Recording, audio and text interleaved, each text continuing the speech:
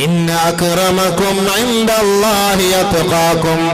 അല്ലാഹുവിന്റെ അടുക്കൽ മാന്യൻ, അല്ലാഹുവിന്റെ അടുക്കൽ സ്വീകാര്യൻ, അല്ലാഹുവിന്റെ അടുക്കൽ മഹോന്നതൻ, അല്ലാഹുവിന്റെ അടുക്കൽ ഉന്നതൻ, അല്ലാഹുവിനെ ഏറ്റവും കൂടുതൽ ഭയപ്പെടുന്നവനത്രേ. പടച്ചവനെ, എനിക്കിവിടെ കോടികളുണ്ടായിരുന്നു, ഞാൻ ഇവിടുത്തെ കോൺട്രാക്ടർ ആയിരുന്നു, ഞാൻ ഈ പോര് വഴി മൊത്തം സ്വന്തമാക്കിയവനായിരുന്നു, ഈ ഭരണിക്കാവിന്റെ എല്ലാ ഉത്തരവാദിത്തങ്ങളും എന്റെ കയ്യിലായിരുന്നു അല്ലാഹുവേ എന്നൊന്നും പറഞ്ഞിട്ട് അല്ലാഹ് മാറി നില്ലടാന്ന് പറയും. മാറണം.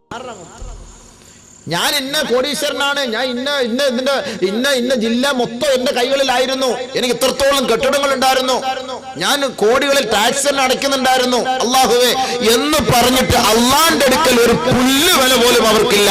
പടച്ചവന്റെ അടുക്കൽ സാധാരണ കോളനിയിൽ കിടക്കുന്ന, ലക്ഷം വീട് കോളനിയിൽ കിടക്കുന്ന കേവലം ചെറ്റ വെച്ച് അതല്ലെങ്കിൽ ഒരു ടാർപ്പ വലിച്ചു കെട്ടി അതിനകത്ത് ഒതുങ്ങിക്കൂടി അള്ളാഹുവിനെ ഭയപ്പെട്ട് ജീവിച്ച സാധാരണക്കാരനായ ഒരു മുസ്ലിം സഹോദരനോ സഹോദരിയോ മരിച്ച റബ്ബിന്റെ ദർബാറിലേക്ക് പോകുമ്പോ അല്ലാഹു സുബ്ഹാനഹു വ തആലയുടെ മുന്നിൽ ഈ പാവപ്പെട്ട ഈ സഹോദരനായിരിക്കും മാന്യൻ. നമ്മൾ വിചാരിക്കും ഏറ്റവും വലിയ പത്രാസിന് താമസിച്ച അവളെ കണ്ടു കഴിഞ്ഞാൽ 10 പേര് ആൾക്കാർ കൂടും, ഇവരൊക്കെ ആയിരിക്കും വലിയ അള്ളാന്റെ അടുക്കൽ വലിയ രക്ഷയെന്ന് നമ്മൾ ധരിക്കും. പക്ഷെ മൂപ്പിലാൻ അള്ളാഹ് തീരുമാനിക്കുന്ന വിഷയം വേറെയാണ്. അത് അല്ലാഹ് തന്നെ പറയുന്ന കാര്യമാണ്. ഇന്ന അക്രമകും ഇൻദല്ലാഹി അത്ഖാകും. അല്ലാഹുവിന്റെ അടുക്കൽ ഏറ്റവും വലിയ മാന്യനും ഏറ്റവും വലിയ അല്ലാഹുവിന്റെ പ്രീതി കരസ്ഥമാക്കിയവനും അല്ലാഹുവിന്റെ അടുക്കൽ സ്വീകാര്യനും അത്ഖാകും, അവനെ ഏറ്റവും കൂടുതൽ ഭയപ്പെട്ടവനത്രേ.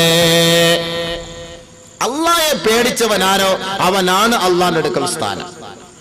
അതിനാണ് ഞാൻ നിങ്ങൾ ഒരുമിച്ചുകൂടി അള്ളാഹയെ പേടിക്കാൻ. നമുക്കിവിടെ ഗ്രൂപ്പും ഇല്ല, നമുക്കാരെയും പഴിയാറണ്ട, നമുക്കാരെയും കളിയാക്കണ്ട, നമുക്കാരെയും ആക്ഷേപിക്കണ്ട, നമുക്കാരെയും അധിക്ഷേപിക്കണ്ട. നിങ്ങളും ഞാനും അള്ളാഹയെ പേടിച്ച് ജീവിക്കണം മരിക്കുന്നത് വരെ. അതാണ് എൻ്റെ നിങ്ങളുടെ ആഗ്രഹം. നിങ്ങളുടെ ആഗ്രഹം അതല്ലേ?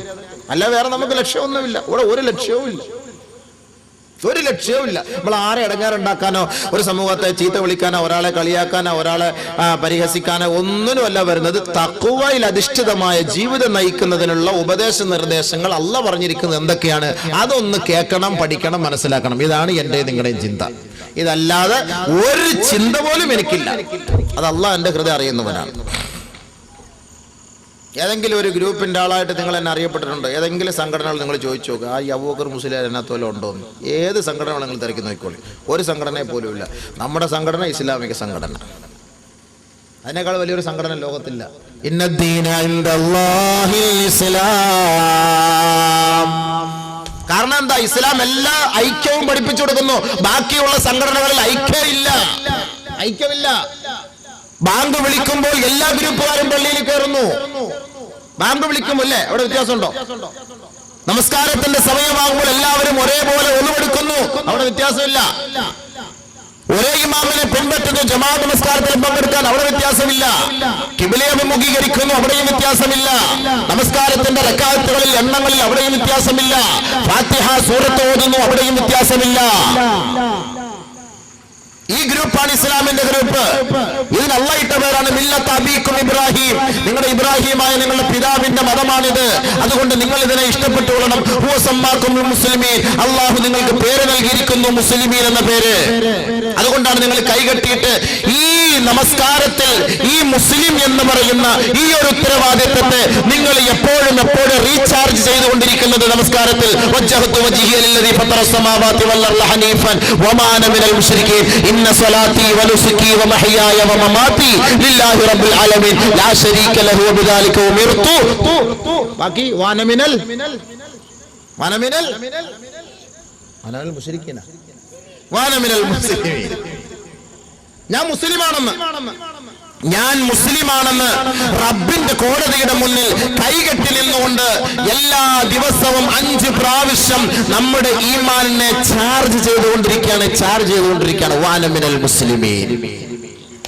എന്നിട്ട് അല്ലാഹ് പറയുന്നു, ഈ ഇസ്ലാമിൽ നീ ഉൾപ്പെട്ടാൽ നീ രക്ഷപ്പെടും. ഈ ഇസ്ലാം അല്ലാതെ വേറെ ഏതിൽ നീ ഉൾപ്പെടുന്നു നീ രക്ഷപ്പെടുകയില്ല.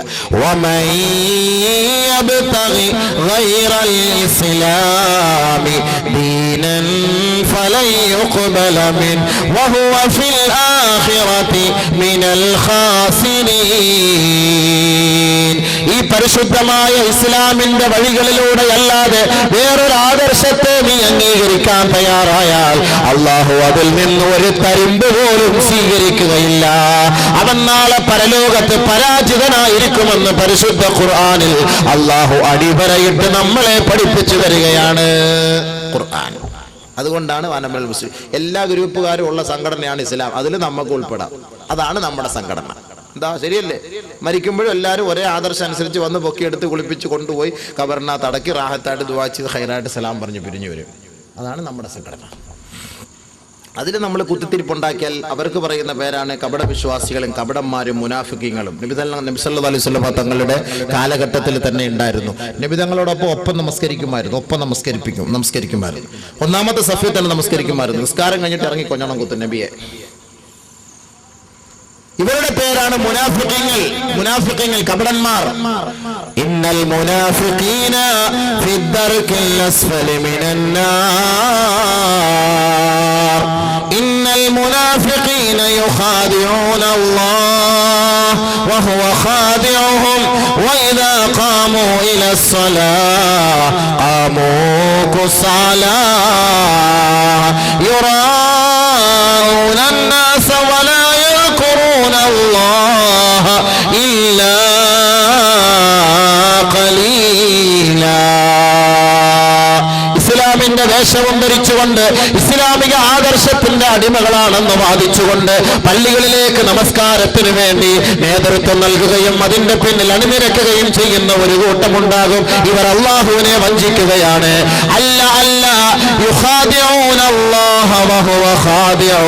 അല്ലാഹു ഇവരെ വഞ്ചിക്കുകയാണ് ചെയ്യുന്നത്. വഇദാ ഖാമൂ അവർ നമസ്കാരത്തിലേക്ക് കൈകെട്ടി നിന്ന് കഴിഞ്ഞാൽ ഖാമൂ കുസാലാ, അലസതയോടെ അലംഭാവത്തോടെ അവരുടെ ചിന്താമണ്ഡലങ്ങളിൽ എങ്ങോട്ടോ തിരിച്ചുകൊണ്ടവർ നമസ്കരിക്കുന്നു. വലാ യദ്കുറൂനല്ലാഹ ഇല്ലാ ഖലീലാ, അല്ലാഹുവിനെ വളരെ തുച്ഛമായിട്ടല്ലാതെ സ്മരിക്കാറില്ല. പടച്ച തമ്പുരാനെ ഓർക്കുന്ന വിഷയത്തിൽ അവർക്ക് അലംഭാവമാണ്, അലസതയാണ്. ആ വിഷയത്തിൽ അവർക്ക് വലിയ താല്പര്യമില്ല. ആരെയോ കാണിക്കുന്നതിന് വേണ്ടി, ആരുടെയോ പ്രോത്സാഹനത്തിന്റെ പേരിൽ, ആരെയോ തൃപ്തിപ്പെടുത്തുന്നതിന് വേണ്ടി, ആരുടെയോ ഒക്കെ കൂട്ടത്തിൽ വല്ലപ്പോഴും പോയി പള്ളിയിലൊന്ന് നമസ്കാരത്തിന് നേതൃത്വം നൽകും. അതല്ലാതെ കണ്ട് അവർക്ക് നമസ്കാരവും അല്ലാഹുവുമായി ബന്ധമില്ല. ഇവർ കപടന്മാരാണ്. ഇവരെ സൂക്ഷിക്കണേ. നരകത്തിന്റെ ഏറ്റവും അടിത്തട്ടിലാണ് ഇവരുടെ സങ്കേതം എന്ന് പരിശുദ്ധ ഖുർആൻ. വരെ നിസ്കരിക്കും. നമ്മളെ കാണുമ്പോഴും കണ്ട മുൻപല്ല് കൊണ്ട് ചിരിച്ചിട്ട് അണപ്പല്ല് കൊണ്ട് കടിച്ചു പിടിക്കും. പഹയൻ കാണുമ്പോ നല്ല രസമായിരിക്കും, ഭയങ്കര സന്തോഷത്തോട് സലാക്ക് പറയും. പക്ഷെ അപ്പുറത്തിരുന്ന് മറ്റു പരിപാടികൾ ചെയ്യും. അപ്പോൾ അല്ലാഹു സുബ്ഹാനഹു വ തആല നമുക്ക് നോമ്പ് നിർബന്ധമാക്കിയതിനെ കുറിച്ച് നമ്മൾ ചർച്ച ചെയ്യുന്നത്. അപ്പൊ ആർക്ക് വേണ്ടി, ആരാകുന്നതിന് വേണ്ടി അല്ലാഹു തആല നമുക്ക് നോമ്പ് നിർബന്ധമാക്കിയതിന്റെ കാരണങ്ങൾ എന്തിനാണ്? അതാണ് നമ്മൾ മനസ്സിലാക്കേണ്ടത്. അല്ലാഹുവിന്റെ തൃപ്തിയാണ് നമ്മൾ അതിലൂടെ ആഗ്രഹിക്കുന്നത്, അതല്ല മറ്റാരുടെ തൃപ്തിയല്ല. നമ്മൾ നമസ്കരിക്കുന്നതും ഇബാദത്ത് എടുക്കുന്നതും നോമ്പ് പിടിക്കുന്നതും എല്ലാം അല്ലാഹുക്ക് വേണ്ടി. അതാണല്ലോ പ്രതിജ്ഞ ചെയ്യുമ്പോൾ നമ്മൾ കൈകെട്ടിയ ഉടനെ പറയുന്നത്, ഇന്ന സ്വലാത്തി വനുസുകി വമഹ്യായ വമമാതി ലില്ലാഹി റബ്ബിൽ ആലമീൻ.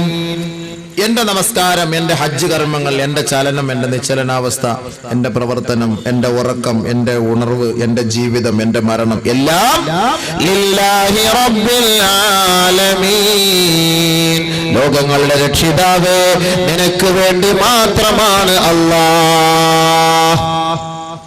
നോമ്പ് പിടിക്കുമ്പോൾ നമ്മൾ നിയത്തെ നവയത്തു സൗമ ഗദിൻ അന്നദായി ഫർദ് റമളാനി ഹാദിഹി സനതി ലില്ലാഹി തആല, അല്ലാഹുക്ക് വേണ്ടി. നിസ്കരിക്കാൻ നേരത്ത് ഉസല്ലി ലില്ലാഹി തആല, എല്ലാം അല്ലാഹുക്ക് വേണ്ടിയാണ് എന്ന ഒരു ചിന്തയാണ് നമുക്ക് ഉണ്ടാക്കുന്നത്. എല്ലാം അല്ലാഹുക്ക് വേണ്ടി, അല്ലാഹുക്കല്ലാതെ മറ്റൊന്നുമില്ല. അതുകൊണ്ടാണ് അല്ലാഹുക്ക് വേണ്ടിയുള്ള കാര്യങ്ങൾ ചെയ്യുന്ന നമ്മളോടാണ് അല്ലാഹു പറയുന്നത്, യാ അയ്യുഹല്ലദീന ആമനൂ, ഏ സത്യവിശ്വാസികളെ കുതിബ അലൈക്കുമുസ്സിയാം, നിങ്ങളുടെ മേൽ നിർബന്ധമാക്കപ്പെട്ടിരിക്കുകയാണ് നോമ്പ്. കമാ കുതിബ അലല്ലദീന മിൻ ഖബ്ലികും, നിങ്ങൾക്ക് മുമ്പുള്ള സമുദായത്തിന്റെ മേൽ നിർബന്ധമാക്കപ്പെട്ടതുപോലുള്ള വ്രതം നിങ്ങളുടെ മേൽ നിർബന്ധമാക്കപ്പെട്ടിരിക്കുന്നു. ലഅല്ലകും തത്തഖൂൻ, അല്ലാഹയെ ഭയപ്പെടുന്നതിന് വേണ്ടി. അപ്പൊ നമുക്ക് ഇത്തിരി ഭയം കുറവായത് കൊണ്ട് അള്ളാഹ് ഈ നോമ്പൊക്കെ പിടിപ്പിച്ച് അള്ളാഹ് ഒന്നുകൂടെ പേടിപ്പിക്കും നമുക്കൊന്നും കൂടെ ഹൃദയത്തിൽ പേടി ഉണ്ടാക്കി തരുന്നത്. മുസ്ലിം ഉമ്മത്തിന് തമ്മിൽ അള്ളാഹുമായിട്ടൊരു ബന്ധം കുറവ്, അതുകൊണ്ടാണ് നമ്മൾ തമ്മിലൊക്കെ ഇത്തിരി അകൽച്ച അല്ലേ. ഇന്ന് കുടുംബ പശ്ചാത്തലം പരിശോധിച്ച് നോക്കിയാൽ ഇന്ന് എല്ലാവരും കൊച്ചാപ്പാടം മക്കളുമായിട്ട് മൂത്താപ്പാടം മക്കൾക്ക് ഒരു ബന്ധവുമില്ല, ചേട്ടന്റെ മക്കളുമായിട്ട് അനിയന്റെ മക്കൾക്ക് ഒരു ബന്ധവുമില്ല, ഭാര്യയുടെ കുടുംബക്കാരുമായിട്ട് ഭർത്താവിന്റെ കുടുംബത്തിന് ഒരു ബന്ധവുമില്ല, ഭർത്താവിന്റെ കുടുംബമായിട്ട് ഭാര്യയുടെ കുടുംബമായിട്ട് ബന്ധമില്ല. വളരെ വിരളം മാത്രം. നിസ്കരിക്കാനൊക്കെ ഒരു സഫിൽ കാണും, പക്ഷെ കണ്ടാ സലാം പറയൂല, മിണ്ടൂല. ഒരു ജമാഅത്തുകാരും ഒരു കുടുംബക്കാരും ഒക്കെയാണ്. ഒരു സഫിൽ തന്നെ കാണും, വാപ്പ ഇതിലേക്കൂടെ വന്നാൽ കൊച്ചാപ്പ ഇതിലേക്കൂടെ പുറത്തു പോകും, ജ്യേഷ്ഠ ഇതിലേക്കൂടെ പോയാൽ അതിനെ ഇതിലേക്കൂടെ, അനിയൻ ഇതിലേക്കൂടെ പോകും, അളിയൻ അതിലേക്കൂടെ കയറിയാൽ മച്ചമ്പി ഇതിലേക്കൂടെ ഇറങ്ങിപ്പോകും. കണ്ടാൻ വേണ്ടല്ലോ, എല്ലാവരും കുടുംബക്കാരാ. അവിടെയാ പ്രശ്നം, അവിടെയാണ് പ്രശ്നം. എല്ലാവരും നിസ്കാരക്കാരുവാ, എല്ലാവരും നോമ്പ് പിടിക്കുന്നവരുവാ, എല്ലാവരും ഹാജിയാരുവാ. പക്ഷെ പ്രശ്നം എന്താ? ഇവര് തമ്മിൽ കണ്ടാൻ വേണ്ടൂല, സംസാരിക്കൂല. അതാണ് അള്ളാഹു പറയുന്നത്, അങ്ങനെ ജീവിച്ചാല് തഖ്വയോടുകൂടി എന്റെ അടുക്കൽ നിങ്ങൾക്ക് സ്ഥാനം കിട്ടൂല. കേട്ടോ, എല്ലാരും കേട്ടോ, എല്ലാരും കേട്ടോ, മനസ്സിലാക്ക്. ദീന പറയുന്ന ഖുർആനും ഹദീസും ഇവിടെ ആർക്കും വരാത്തൊരു സംശയവും വേണ്ട.